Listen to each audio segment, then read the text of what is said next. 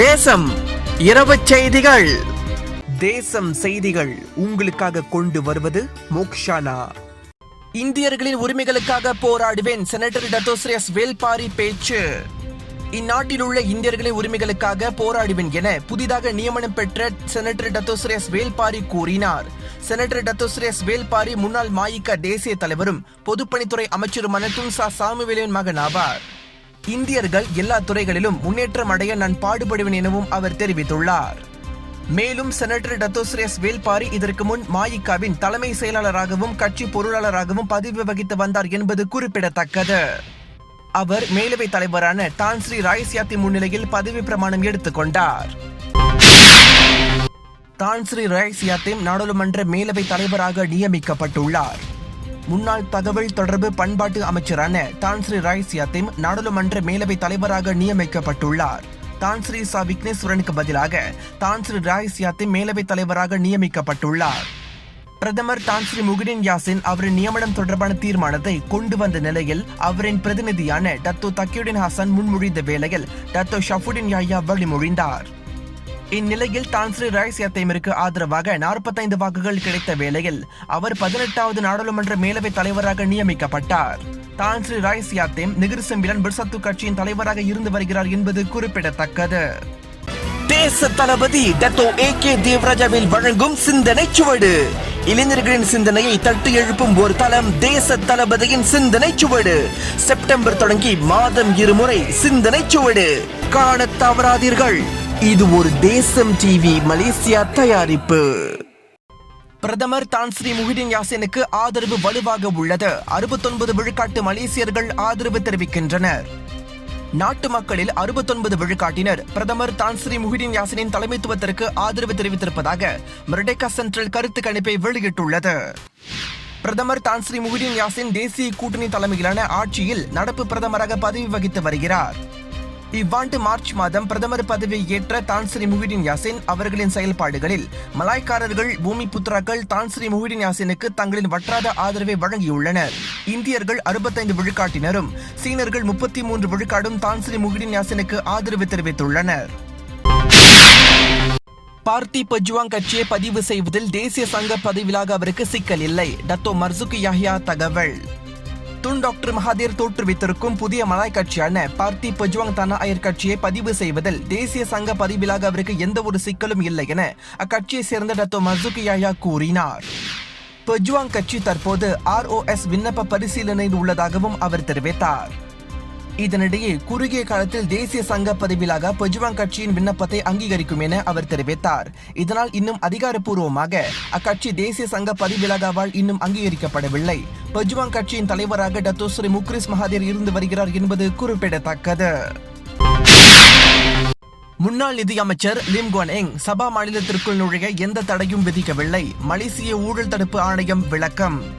முன்னாள் நிதி அமைச்சரும் ஜாசைகாவின் தலைமை செயலாளருமான லிம் குவான் எங் சபா மாநிலத்திற்கு செல்ல எந்த தடையும் விதிக்கவில்லை என மலேசிய ஊழல் தடுப்பு ஆணையத்தின் தலைவர் அசாம்பாக்கி கூறினார்.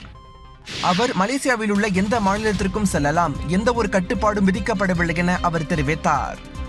இந்நிலையில் சபா மாநிலத்திற்கு செல்ல தடை விதிக்கப்பட்டதாக லிம் குவான் எங் இதற்கு முன் கூறியிருந்ததை தொடர்ந்து அவர் இவ்வாறு தெரிவித்தார். வெளிநாடுகளுக்கு செல்ல மட்டுமே மலேசிய ஊழல் தடுப்பு ஆணையம் தடை விதித்துள்ளது. மாறாக மாநிலம் விட்டு மாநிலம் செல்லலாம் என அசாம்பாக்கி தெரிவித்தார். அமைதியான ஆத்ம பயணத்திற்கு முறையான சடங்குகள் தேவை. இந்த முறையான இறுதி சடங்குகளுடன் நல்ல முறையில் சுருக்கத்தை தேடிச் செல்ல நீதி ஒரு சுமையாக இருக்கக்கூடாது என்பதற்காக மோக்ஷானா நிறுவனம் கொண்டு வந்துள்ள தூரநோக்கு திட்டத்தில் பங்கு பெறுங்கள். இறுதி சடங்கு காரியங்களை ஒன்றிணைந்து ஒரே குடையின் கீழ் செயல்படுத்த சம்பந்தப்பட்ட நிறுவனங்கள் வரவேற்கப்படுகின்றன. நித்திய சொர்க்கத்திற்கு அமைதியான பயணம் Mokshana. Mokshana விவரிமன் services centre and பிரஹாட். மேல் விவரங்களுக்கு www.mokshana.com.my இணையத்தை வலம் வரலாம். தொடர்புக்கு 03 8 069 1444. தேசம் டிவி மலேசியாவில் தீபாவளி விளம்பரம் செய்ய வேண்டுமா? வர்த்தக விளம்பரம், பொருள் விளம்பரம், வாழ்த்து விளம்பரம் என்று அனைத்து விதமான விளம்பரங்களுக்கும் நீங்கள் நாட வேண்டியது தேசம் டிவி மலேசியா. இந்த தீபாவளி விளம்பரங்களுக்கு முன்பதிவு செய்யும் முதல் 20 பேருக்கு மொத்த விளம்பர கட்டணத்தில் இருந்து 50 விழுக்காடு சிறப்பு கழிவு வழங்கப்படும். தொடர்புக்கு 01686942005.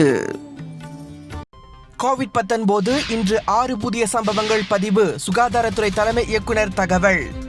கோவிட்-19 பெருந்தொற்று காரணமாக இன்று நாட்டில் 6 புதிய சம்பவங்கள் பதிவாகியுள்ளதாக சுகாதாரத்துறை தலைமை இயக்குனர் Tan Sri doctor Noor Hisham Abdullah கூறினார். இந்நிலையில் இன்று 4 பேர் குணமடைந்து வீடு திரும்பியுள்ளனர். இதனால் மொத்தம் 9079 பேர் இப்பெருந்தொற்றிலிருந்து குணமடைந்துள்ளனர். நாட்டில் இன்று எந்த ஒரு மரணமும் பதிவாகாத நிலையில் மரண எண்ணிக்கை 128ஆக அதிகரித்துள்ளது. நாட்டில் மொத்தம் 9360 பேர் இதுவரை கோவிட்-19 பெருந்தொற்றில் பாதிக்கப்பட்டுள்ளனர் என்பது குறிப்பிடத்தக்கது.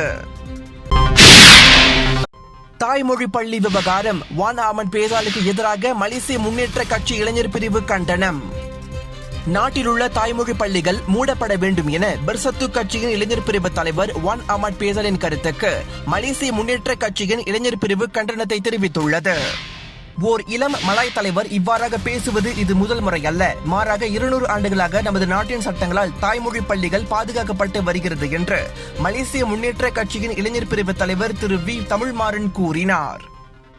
இதனிடையே நாட்டின் உயரிய சட்டங்களை பெர்சத்து கட்சி இளைஞர் பிரிவு தலைவரும் அமைச்சரவையில் அங்கம் பெற்றிருக்கும் வான் அஹ்மத் பேசால் மதிக்க வேண்டும் என்று தமிழ்மாறன் கேட்டுக் கொண்டார்.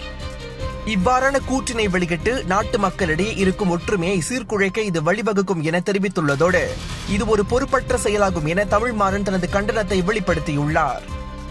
தமிழ் பள்ளிகளும் சீன பள்ளிகளும் நாட்டின் பெருமையை தன்னகத்தை கொண்டுள்ளது.